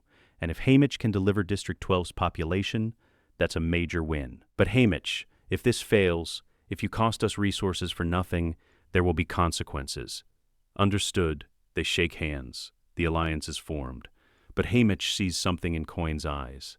Something cold, calculating. She's not interested in freedom. She's interested in power. He makes a mental note. Watch Coin. She's dangerous. After the meeting, private conversation with Boggs and Gale. Haymitch pulls Boggs aside. Gale Hawthorne is there. He's been working in District 13 for months, evacuated early as part of Haymitch's preparation. I need to talk to both of you, privately. They move to an empty corridor. Haymitch speaks quietly. You need to understand something about Coin. She's not Snow, but she's not a savior either. Boggs, what are you saying? I'm saying watch her. Watch who she's willing to sacrifice. Because when this war comes, she's going to make calls that benefit her, not Panem. Gale, you think she's another tyrant. I think she's a zealot who believes the ends justify the means, and that makes her dangerous. Boggs, why are you telling me this? Because when the time comes, I might need you to choose between following orders and doing what's right. And I need to know you'll choose right. Boggs is silent for a long moment. What do you think she's going to do? I don't know yet, but I'll be watching, and I need you watching too. Gale, what about Katniss? Does she know about any of this? Not yet. She's going into the Quarter Quell thinking it's just another games. She'll find out about the rebellion when we extract her. And she's going to be angry that I didn't tell her, but she'll be alive, and that's what matters. Boggs nods slowly. I'll watch Coin, but Haymitch, you're playing a dangerous game. I've been playing dangerous games for 24 years. I'm just finally winning. District 12, 8 months before the Quarter Quell. The evacuation preparation. Haymitch returns to District 12 with a mission. Evacuate 90% of the population before Snow can bomb it. He can't be obvious. Can't tell people the capital is going to destroy the district. That would cause panic. Riots. Snow would accelerate his timeline. Instead, Haymitch uses the Victor Network and the sponsor system to quietly relocate families. The cover story District 13 is hiring workers for expanded mining operations. Good pay. Housing provided. Families welcome. It's a lie, but it's a believable lie. Gale helps coordinate. So does Katniss's mother, who's been told the truth. Her daughters are in danger, and this is the only way to save them. Over 8 months, they move. 1,000 families in month 1, first wave of workers. 1,200 families in month 2, expansion of operations. 1,500 families in month 3, 4, accelerated hiring. 2,000. Families in month 5-6, final recruitment push. By the time the Quarter Quell begins, 7,200 of District 12's 8,000 citizens are safely in District 13. The remaining 800 are peacekeepers, capital loyalists, and people who refuse to leave. Prim and Mrs. Everdeen are among those evacuated. Haymitch makes sure of it. Katniss doesn't know. She thinks her family is still in District 12. Haymitch can't tell her. She'd react emotionally, blow the operation. But when the bombs fall, her family will be safe. That's the promise Haymitch made to himself. Prim lives, no matter what. The Quarter Quell reaping. District 12. There are only 3 living victors in District 12. Haymitch, Katniss, Peeta. One male tribute. Effie draws the female name. Katniss Everdeen. No one volunteers. There's no one else. Katniss walks to the stage. Her face is stone. Effie draws the male name. Haymitch Abernathy. Then Peeta's voice. I volunteer as tribute. Haymitch closes his eyes. He knew this would happen. Peeta would never let Katniss go alone. Peeta takes the stage. He and Katniss hold hands. They're going back into the arena. Together. Haymitch watches from the mentor gallery. This time he's not their mentor. He's their strategist, their general. And he's going to get them out. The training center, capital. 1 week before the Quarter Quell tributes all victors trained together. It's surreal. These aren't children. They're adults. Warriors. Survivors. Katniss and Peeta train with Finnick, Johanna, Beatty, and Wyrus. They don't know they're all allies yet. Haymitch hasn't told them. Can't risk capital surveillance picking up the conspiracy. But he's been coordinating with each of them separately. Finnick, when the arena starts, protect Katniss and Peeta. Keep them alive until extraction. Johanna, you're going to hate the plan. Do it anyway. Beatty, I need you to hack the arena. Fry the Game Maker controls. Create chaos. Wyrus, Tick-tock. The arena is a clock. Tick-tock. Each victor has their role. Each knows part of the plan.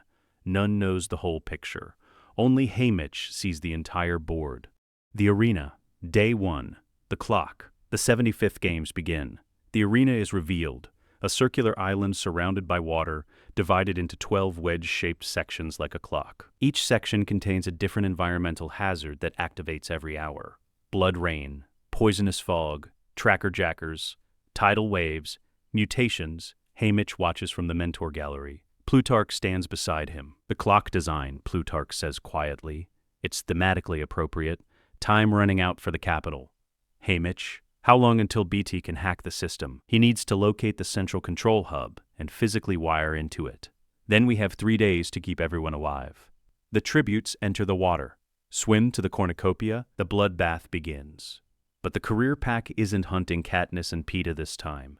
Because Finnick, charming and deadly, we should team up. Katniss and Peeta are strong. We're stronger together. The careers, Cashmere, Gloss, Enoberia, Brutus, are suspicious. But Finnick is a career district victor. They trust him. Alliance formed. Johanna joins Katniss and Peeta separately. You two want to survive. Stick with me. BD and Wyrus tag along. We're good with electronics, we can help. By the end of day 1, the tributes are divided into 2 groups. The Rebel Alliance, secretly coordinated by Haymitch, Katniss, Peeta, Finnick, Wyrus, the Career Pack, Cashmere, Gloss, Enobaria, Brutus, and 4 other tributes scattered throughout the arena. Day 2, the Fog section. Poisonous fog rolls through one section of the clock. Katniss and Peeta are caught in it. Peeta is hit, falls. The fog burns his skin. Katniss drags him out. She's burned too. Both are injured. Finnick appears. I've got medicine, sponsored gift. He treats them, saves Peeta's life. Katniss, why are you helping us? Finnick, because Haymitch told me to. We're all on the same side. Katniss, what are you talking about? Finnick, you'll understand soon. Just trust him. Day 3, the Wire Plan. BT has located the arena's central power hub. It's hidden in a tree at the edge of the jungle. He explains his plan to the Alliance. We run a wire from the power source to the beach. At midnight, when the tidal wave hits, the water conducts electricity, fries the entire arena. Katniss, that'll kill everyone. BT, not if we're prepared. The wire creates an electromagnetic pulse, shorts out the game maker controls. The arena goes dark. Johanna, and then what? BT looks at Finnick. Finnick looks at Katniss. Then District 13 extracts us. Katniss freezes. What? Finnick, there's a rebellion. District 13 is alive. They're coming to get us out. Haymitch has been coordinating the whole thing. Katniss's mind races. Everything clicks into place. Haymitch's strange behavior, the Victor Network. The careful strategy, he's been planning this since the 74th games. Yes, Katniss, why didn't he tell me? Johanna, because you're a terrible liar. And we needed you genuine, angry, scared. The Capitol had to believe this was real. Peeta, so we're not dying in here. BT, not if this works. Midnight, the extraction. BT runs the wire. Connects it to the power hub. The electromagnetic pulse is ready. But the careers realize something's wrong. They attack. Brutus kills Wyrus. Her cannon fires. Johanna fights Cashmere. Kills her. Cashmere's cannon. Finnick fights Gloss. Kills him. Gloss's cannon. Katniss is separated from the group. She finds herself near the power hub with the wire. She realizes if she shoots an arrow into the wire at the exact moment the tidal wave hits, the entire system shorts out. She knocks the arrow, aims, fires.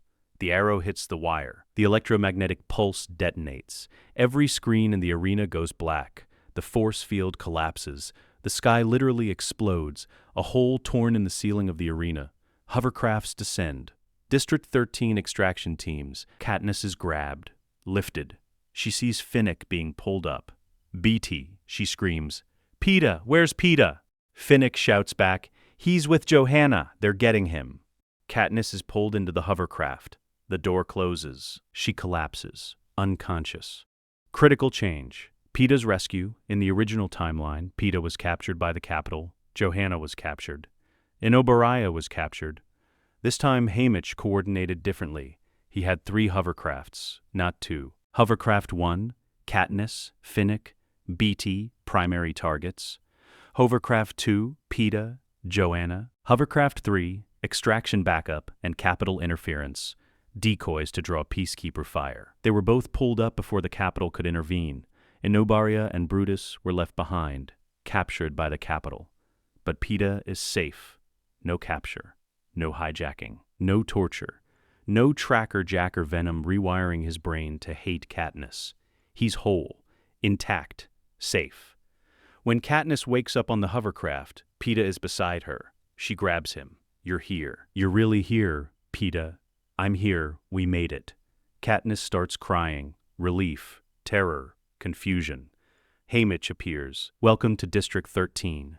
Katniss looks at him. You planned all of this. I've been coordinating this rebellion for over a year. Why didn't you tell me? Because you needed to be genuine. The capital had to believe you were just trying to survive. If you'd known about the rebellion, you'd have acted differently. Snow would have noticed. Katniss's fists clench. You used me. I protected you. There's a difference. He saved us, both of us. We're alive. We're together. That's what matters. Katniss is silent. Then, what happens now? Haymitch, now you meet President Coin. Now we become the Mockingjay.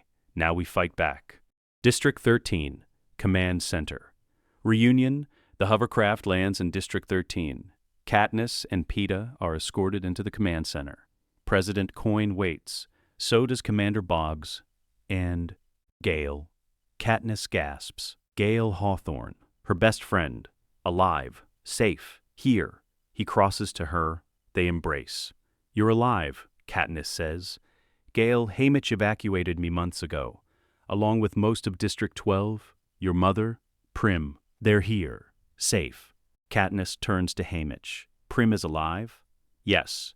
I evacuated your family 8 months ago. They've been here the whole time. Katniss's legs give out. Peeta catches her. Prim is alive. Her entire family survived. She looks at Haymitch with new eyes. You saved them.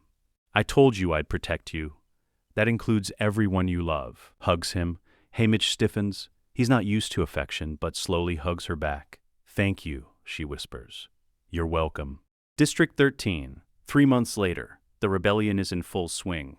Katniss agreed to be the Mockingjay, the symbol of the rebellion. But on her terms, Haymitch negotiated, she does propos, propaganda videos, speeches, but she's not a frontline soldier. She's a symbol. You want her alive? She stays in 13 where you can protect her.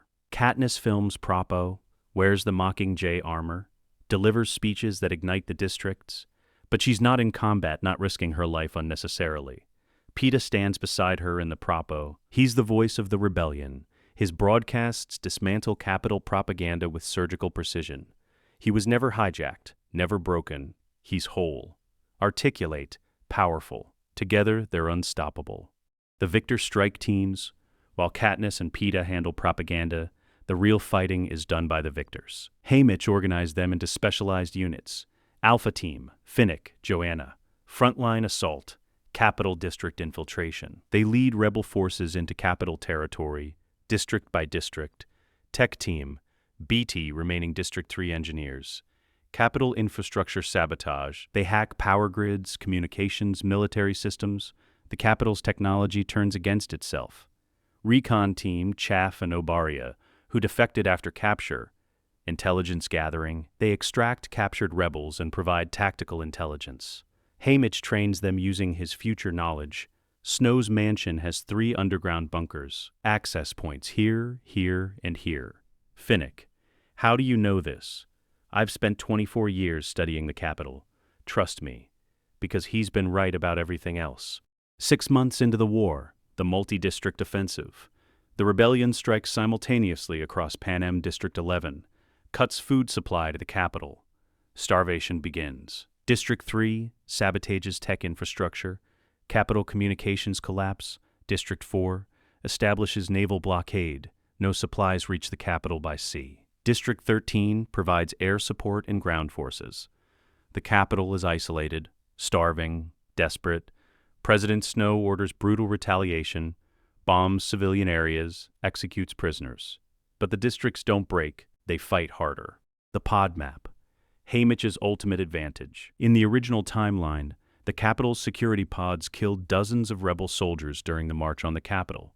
Pods are hidden traps throughout the city, explosives, nets, poison gas, mutations, but Haymitch remembers the pod map from the original timeline. Every location, every trigger, every type. He briefs the Victor strike teams with a complete schematic. Rose Pod at 4th and Constitution. Freeze Pod at 7th and Liberty. Meat Grinder at Presidential Square entrance. Finnick stares at the map. This is impossibly detailed. How do you know this? I told you, I study. Now memorize it. The rebel forces move through the Capitol like ghosts. They avoid every pod, trigger none. Capitol Command is baffled. How are they navigating the defenses? Snow realizes someone has inside information. But who? He suspects Plutarch has him arrested. Too late. Plutarch's job is already done. The infiltration, Snow's mansion. Alpha Team, Finnick and Johanna, leads the assault on Snow's mansion. Haymitch coordinates from District 13 Command. He's watching multiple screens tracking their progress, but he's also watching something else. Coin's movements. She's positioning her forces strangely. Not for victory, for control. Haymitch sees it. She's preparing to deploy hovercrafts to the presidential quarter, where refugees are gathering. He remembers the parachute bombs, the medics, Prim. In the original timeline, Coin bombed Capitol refugees disguised as Capitol attacks, killed children, killed medics rushing to help, killed Prim. Haymitch acts immediately. He overrides Coin's command codes using Boggs's military access. Boggs gave him emergency override weeks ago, trusting Haymitch's instincts. Emergency broadcast to all rebel units. Pull back from civilian zones. Repeat. Pull back. Do not approach refugee areas. Coin storms into command. What are you doing? I gave orders to. Your orders would have killed children. I'm stopping you. You have no authority, and if you try to bomb those refugees, I will personally make sure every soldier in this command knows what you planned. Coin's face goes white with rage, but she backs down. Too many witnesses. The hovercrafts are grounded. The parachute bombs are never deployed. Capitol refugees survive. Prim, who's serving as a medic in District 13, never rushes to a bombing site. She lives. The final push, Snow's capture, Alpha Team breaches Snow's mansion, minimal casualties. Haymitch's intel on the bunkers and defenses was perfect. They find Snow in his throne room, sitting, waiting, defeated. Roses fill the room, blood on his breath. Finnick restrains him. It's over. Snow smiles bitterly. Is it? You think you've won? Coin is worse than I ever was. Finnick, save it. You're done. The war is over. The Capitol has fallen. Snow's prison cell, District 13, 2 days after capture. Haymitch enters Snow's cell alone. No Katniss, no Peeta, no witnesses. Just two men who understand power. Snow sits on a cot, calm, unbothered. Haymitch Abernathy, the drunk who outplayed me. How did you do it? Haymitch pulls up a chair, sits. I learned from the best. You taught me everything about manipulation. I just used it better. Snow studies him. You're not here for a trial, are you? I'm here to make sure you never speak again. Ah, you're afraid I'll warn Katniss about Coin. Tell her the truth about who bombed those refugees. You don't get to manipulate anyone, ever again. Snow laughs, coughs blood. You think you've won? Coin is worse than I ever was. She'll establish a dictatorship, execute her enemies, become exactly what I was. I know. That's why you're both dying tonight. Snow's smile fades. You're going to kill her too? I'm going to do what you taught me. I'm going to remove the threat before it spreads. Snow leans back. You've become me. There's a difference. Haymitch pulls out a small vial. Nightlock. Berries crushed into liquid. You're going to drink this, or I'm going to force it down your throat. Your choice. Snow takes the vial. Studies it. Poetic. Nightlock. The berries that almost destroyed you. The berries that saved Katniss and Peeta. Drink. Snow drinks. The poison works fast. He gasps. Convulses. Within seconds, he's dead. Haymitch stands. Walks out. Tells the guards, President Snow has died. Natural causes, the poison in his blood finally caught up to him. Compiling evidence against Coin. Haymitch has been collecting evidence for months. Communications showing Coin planned to bomb Capitol refugees. Orders to execute prisoners without trial. Plans to establish a new dictatorship with herself as permanent leader. Testimony from District 13 soldiers about her authoritarian methods. He compiles it all into a dossier. Every document, every recording, every witness statement. He can't just kill Coin.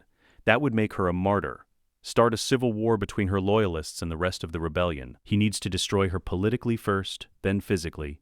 The evidence presentation. District 13 command. 3 days after Snow's death, Haymitch calls a meeting with the military leadership, Commander Paylor, District 8, Commander Boggs, Gale Hawthorne, and the district representatives. Coin is not invited. Haymitch presents the evidence, lays it out methodically. Clinically, President Coin planned to bomb Capitol refugees. Children, medics.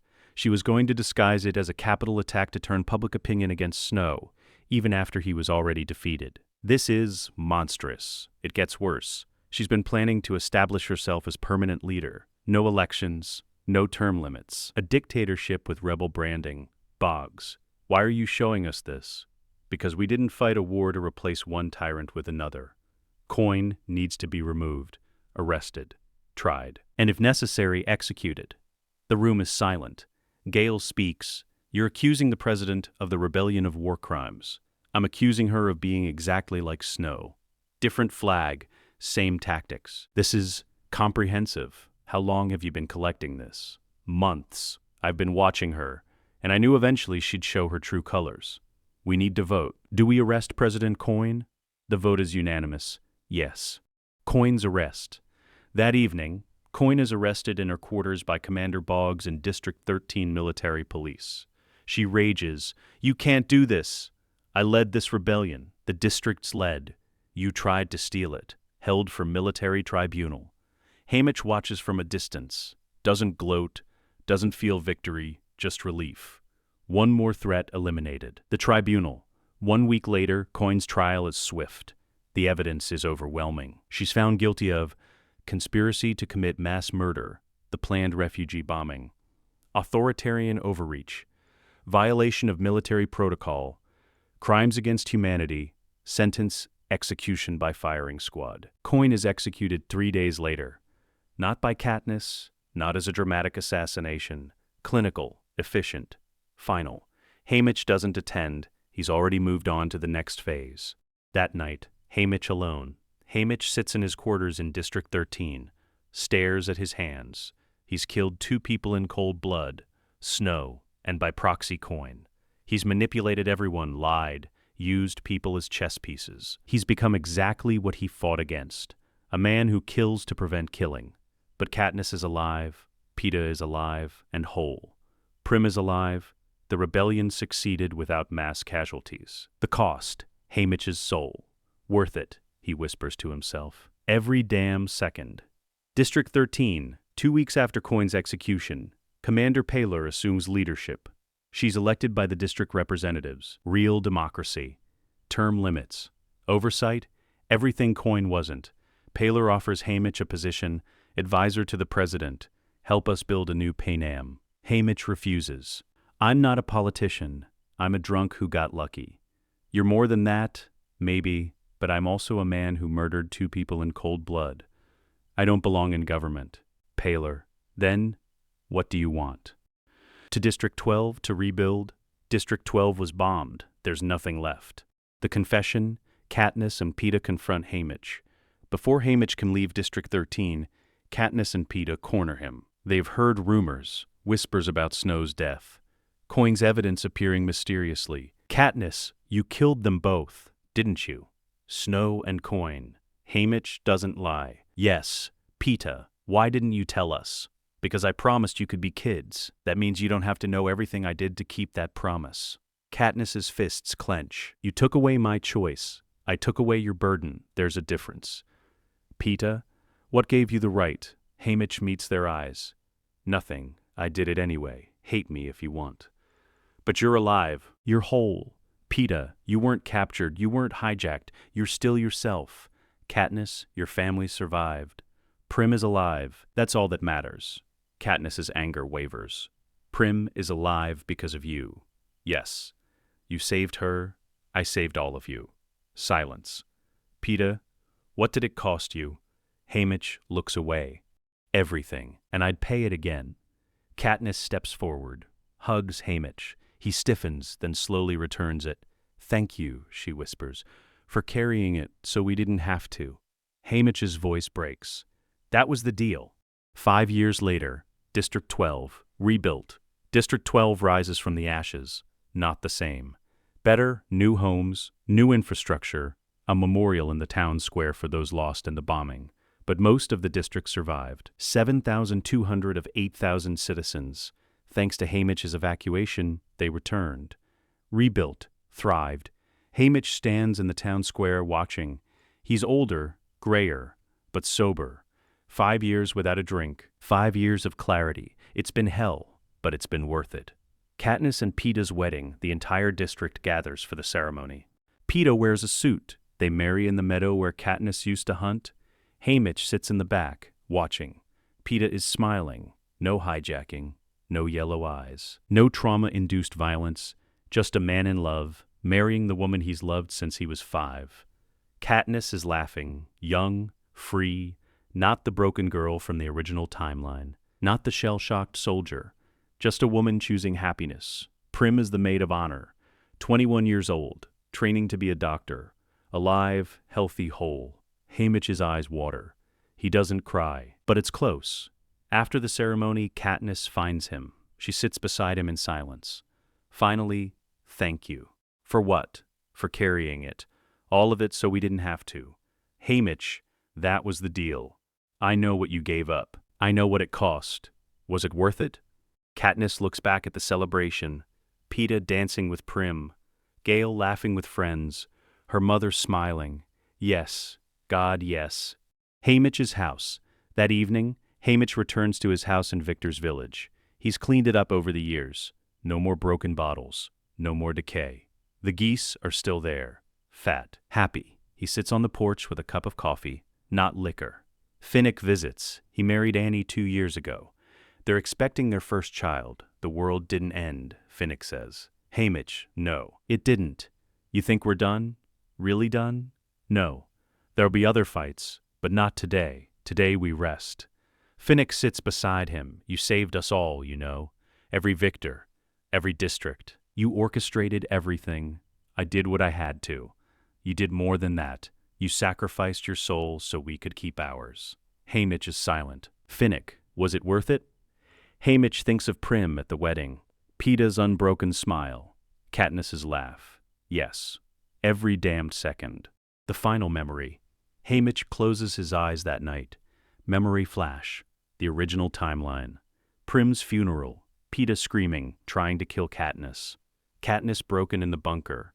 Coin's cold smile, Snow's roses. Then the present. The wedding. The laughter. The life.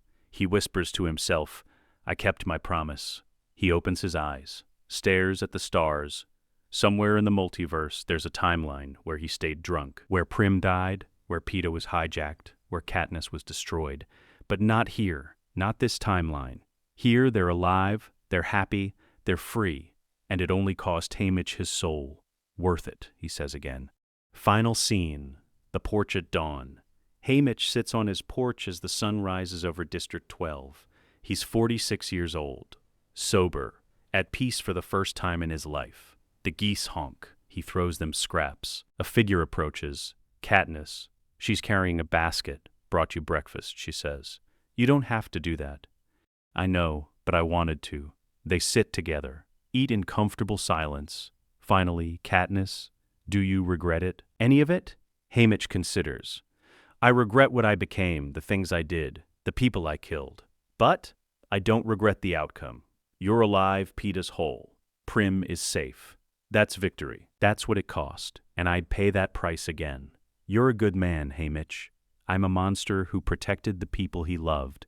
There's a difference. No. You're a hero. You just don't want to admit it. Haymitch smiles. Slight, sad, maybe. They watch the sunrise together. District 12 wakes, lives, thrives. The Hunger Games are over. The war is over. The tyranny is over. They won. And Haymitch Abernathy, the drunk who became a mastermind, the man who became a general, the man who sacrificed his soul to save the children he loved.